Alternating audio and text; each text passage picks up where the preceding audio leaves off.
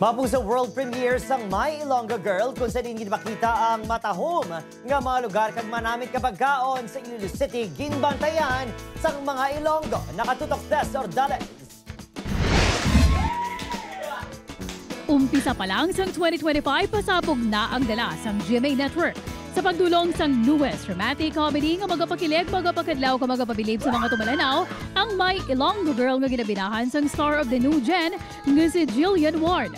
Siyempre, bangod Ilongga si Jillian sa iya role bilang Venice and Tata, kag diri mismo sa City of Love ginkuha ang pila ka scene sa Kapuso series. Wala nagpaulihi ang mga Ilonggo kag ginbantayan gid ang world premiere sini kagabi sa GMA Prime. Ang magpakaisa nga Carl kag Tintin ginhulat gid nga mag 9:35 para malantaw ang serye. Ever since ang prima donna pa lang siya, idol ko na sa. Tapos ang nag-out na ako gadali ka magpuli kay gusto ko maglantaw sa My Ilonggo Girl. Discussing olang i-love team siya, bagay siya subong nga si Michael Siger. Bagay na bagay siya. Hindi lang mga Ilonggo kundi mga pagkudnon nagtutukman.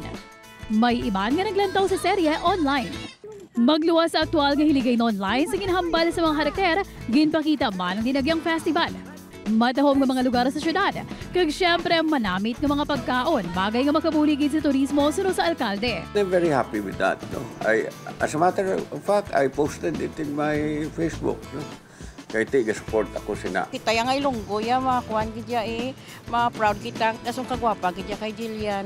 Samtang, mas naging exciting man ang GMA Afternoon Prime sa pag-umpisa sang prinsesa ng City Jail na ginabinahan ni Sofia Pablo kag Allen Ansay. Lantawon ta mga kapuso ang mga inagyan ni Princess sa Pagumbayan City Jail. Ano pala ang koneksyon niya sa karakter na Beauty Gonzales kag Denise Laurel nga pareho nga napreso kag pareho man nga nagabusog. Bantayan 3:20 p.m. ang prinsesa ng City Jail. Tess Ordales, One Western Visayas.